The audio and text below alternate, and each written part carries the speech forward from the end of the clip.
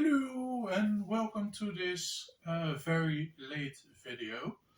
I forgot to upload a video last week, so I'm very sorry. So this will be a longer video and it will be a combination of what I already shot last week, what I'm shooting now, so bear with me. This will be the last week of March wrap-up video. I only read 2 books. So yeah, let's get right into it. And the first one that I read was the Obelisk Gate by N.K. Jemisin. So it's book 2 in the Broken Earth trilogy. It's a sequel to the 5th season. I really enjoyed this book.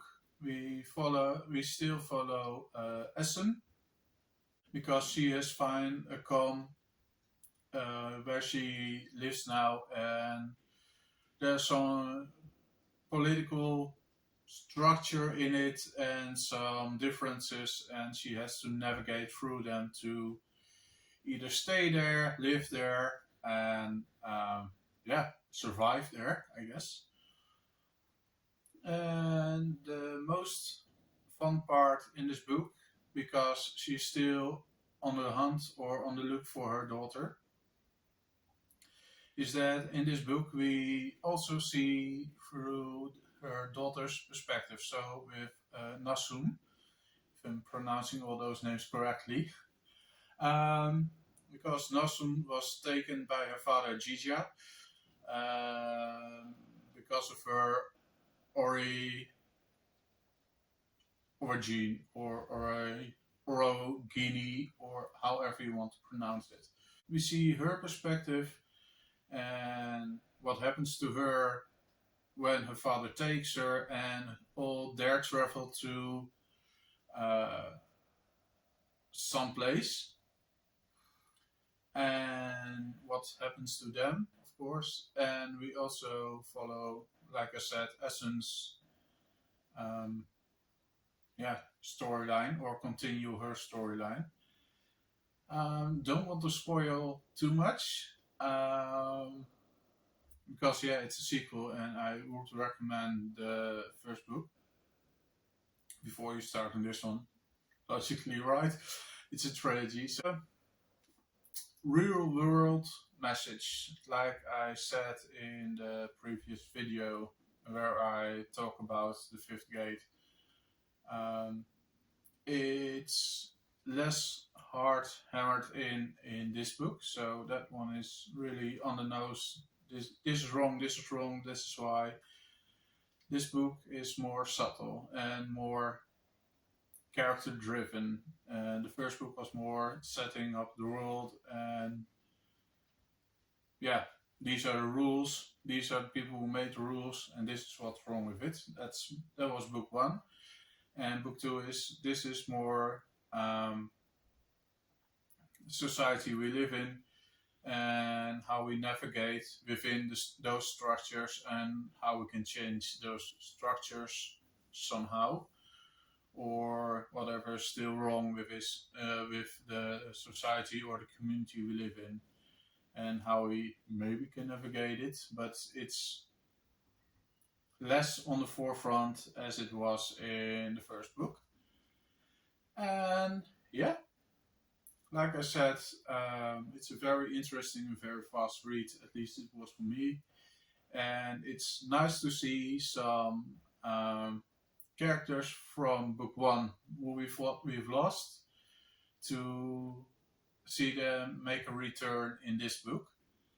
And this book really ends somewhat of a cliffhanger, and I really want to continue with book 3 in this trilogy, so I can read the conclusion, because I really want to know what's happening now within this world and within the story, and will Essen and Nassun meet again, and whatnot. So really recommend this book, and really liked it. And the second book I've read, or actually more listened to this week, was The Clocks by Agatha Christie. Yeah, another murder mystery, and this one was still with Hercule Poirot. Only he was more or less a side character than one of the main characters we used to follow within the story. The story is more like we follow Inspector and a whose name is Hardcastle. We follow Inspector Hardcastle and Colin Lamb, who's yeah, spy and has something to do with the marine or life within the waters or whatever. For him, it's fascinating. Um, yeah, it's about a murder, of course. Um, some girl who works as a secretary or someone who has to write things down for other people is called to address at a specific time for please be there at this and this time and I need you there. And when she arrives there, her name's Sheila by the way, she finds a dead body there. And what's also weird about this scene is that there are four clocks there, and three of them or have a different time than the fourth one has. And while Sheila is shocked to have found the body, the owner of the house comes in and she's blind. So she doesn't know what's happened in her home and she's about to step upon the body when Sheila scared and warns her, "Oh, please don't stop on the body, do," and runs away screaming and whatever. Yeah, and she bumps upon Colin Lamb, and they have, or he puts her at ease, and he is calling the police, and from then the story goes. So he, Colin, and his friend Inspector Hardcastle both are investigating this murder. That's the halfway mark. Is the first mention of Hercule Poirot.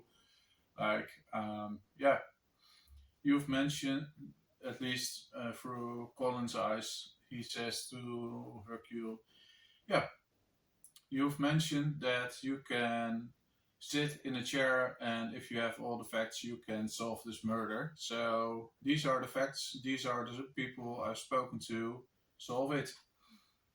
So he challenges Hercule Poirot for all his other works he has already done in his, I guess, 30 or 40 years. He's been character for Agatha Christie. Maybe it was because it's an audiobook, but almost every other chapter we change. Every other chapter we follow a different character, so it's mostly switched between Colin Lamb and Inspector Hardcastle. But it was very difficult to follow who was who, or yeah, it wasn't very clear, at least to me, who am I following now. And yeah, sometimes there was a bit distracting. So it was a bit distracting to see all those character hoppings, and just call it that. Yeah, was the mystery eventually, yeah, the mystery solved eventually, but I really didn't care much about this story. It's fine for what it is, but is it a great one? No. Is it? It's one of the better mysteries Agatha Christie has written? No. it's just fine, I guess, and that's it. There's nothing spectacular or new or inventive or in any way. So would I recommend it? Yeah, you can read it if you want to have a fun time. And the audiobook was about 7 hours, so let's say it's 210, 220 pages, or probably how much or how thick the book is. So yeah, it's an easy read. It's a good enough read, I guess, to say like, yeah, I've read something. If it is it my favorite book by her, no, not in a long shot. So yeah, well, that's it for that one. First 2 weeks of April haven't been the greatest reading experience for me. Yeah, I only read 2 books, and I didn't really like either of them. So hopefully, in the remaining 2.5 weeks in April, I will have some great books because, yeah, I don't want to get into a slump if all the books are just meh or even below meh. Anywho, let's just get right into it. And the first one is the Intrigant by Patricia Snel, younger woman who inherits the home of her grandmother,